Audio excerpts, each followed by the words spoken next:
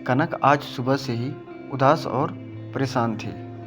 माँ के बार बार पूछने पर भी उसने कुछ नहीं बताया। वो अपने कमरे में सुबह से ही घुसी हुई थी।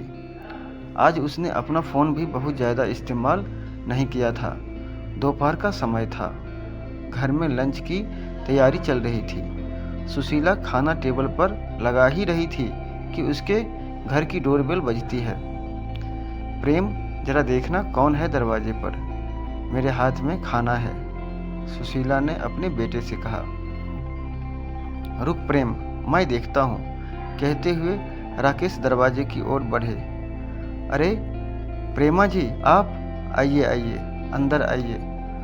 मुस्कुराते हुए राकेश ने हाथ जोड़े और झुककर प्रेमा को अंदर आने को कहा ही था कि उनके पीछे सुशीला आ चुकी थी।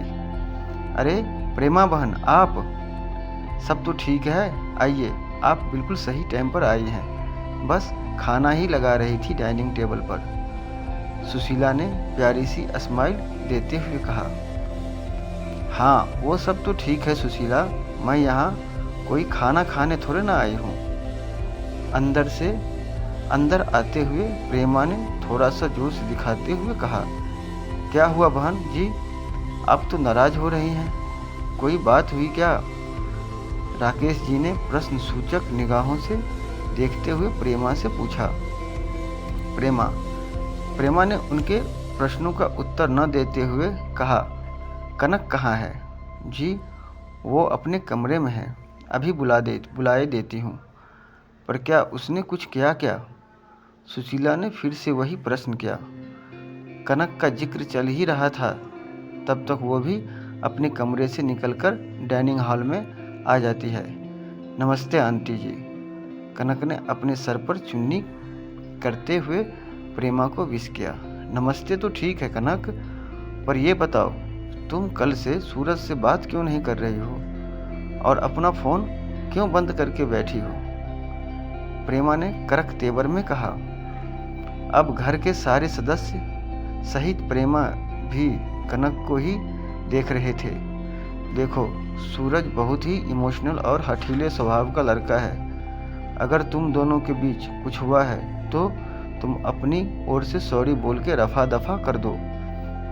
मैंने तुम दोनों की सगाई के बाद शादी में 4 हफ्तों का टाइम इसलिए रखा है ताकि तुम दोनों आपस में बातें कर सको, एक दूसरे को जान सको, इसलिए नहीं कि रोज रोज मुंह फुला के गुस्से करके बैठ जाओ। कनक, क्या हुआ? और प्रेमा आंटी सही तो कह रही है। अरे छोटे मोटे झगड़े तो अक्सर होते ही रहते हैं कपल्स में।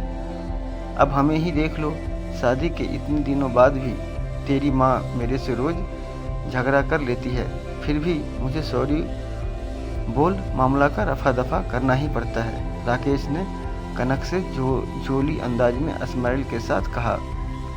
आप तो रहने ही दो, बच्चों को ऐसे टाइम पर भी न यही एग्जाम्पल देना। बेटा कनक, अगर कुछ है तो हमें बताओ, कल तो आपकी शादी सूरज से ही होनी है, इतना अच्छा लड़का हमें फिर नहीं मिलेगा। प्रेमा दीदी सही कह रही है। सुशीला ने भी कनक को समझाने की कोशिश की। कनक, हम तो अपनी दोनों फैमिली के भले के लिए कह रहे हैं। शादी के इनविटेशन कार्ड तक बट चुके हैं, सारे रिलेटिव्स को पता चल चुका है। अब अगर कुछ होता है तो क्या कह के उन्हें मना करेंगे? ये हमारी दोनों फैमिली की नाक का सवाल है। और अब प्रेमा ने सुशीला की ओर देखा। सुशीला, मैंने तुम्हारी बात पर भरोसा करके अपनी दोस्ती को रिश्तेदारी में बदलने की कोशिश की, लेकिन ये कनक तो कल से सूरज को नाराज करके बैठी है। वह कह रहा है, माँ तुमने ना जाने कैसी अनपढ़ टाइप की लड़की ढूंढी है मेरे लिए। अब तो तू ही जानती है सुशीला, मेरा सूरज बाहर पढ़ा लिखा है और ऊपर से थोड़ा हठीला है। अगर उसने एक बार मना कर दिया तो फिर अपने बापू की भी नहीं सुनेगा। अब तू देख ले, उसे सॉरी बोल के मनाना तो पड़ेगा। अब कनक कुछ बोलती उससे पहले ही वहाँ पर बैठी कनक की छोटी बहन डॉली बोल पड़ी। दीदी क्यों सॉरी बोलेगी? अब उनकी कोई गलती ही नहीं है। सॉरी तो आपको और आपके बेटे सूरज को बोलना चाहिए। डॉली की बात सुन के सब हक्के बक्के रह गए और हैरान होने लगे। क्यों डॉली, ये क्या कह रही है तुम?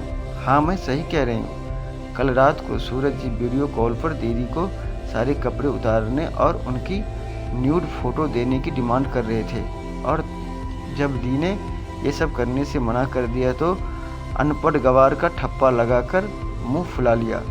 यही पढ़ाई की है क्या उन्होंने बाहर जाकर? डॉली ने रौब झाड़ रही थी प्रेमा को उल्टा कटघरे में खड़ा किया। नहीं नहीं, ऐसा नहीं है, तुम शायद गलत समझ रही हो। वो क्या है कि सूरज जरा मॉडर्न टाइप का लड़का है तो बोल दिया होगा, इसमें कौन सी बड़ी बात है।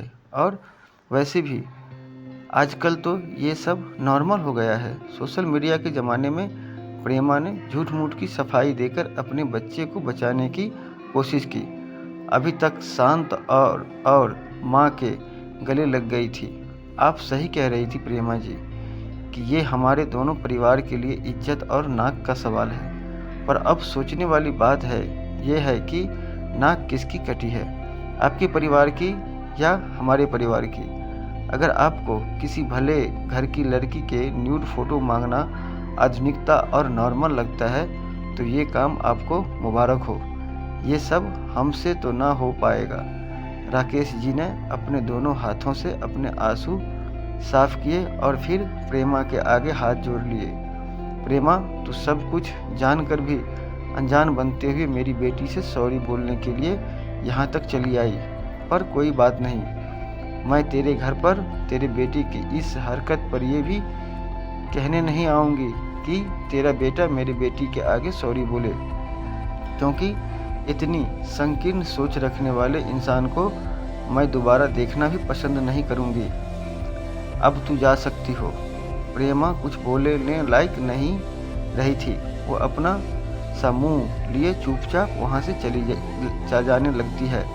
राकेश और सुशीला अपनी बेटी को अब गर्व से सीने से लगाते हुए कहते हैं, ऐसा पढ़ा लिखा होने से अनपढ़ गंवार होना ही लाख गुना अच्छा है।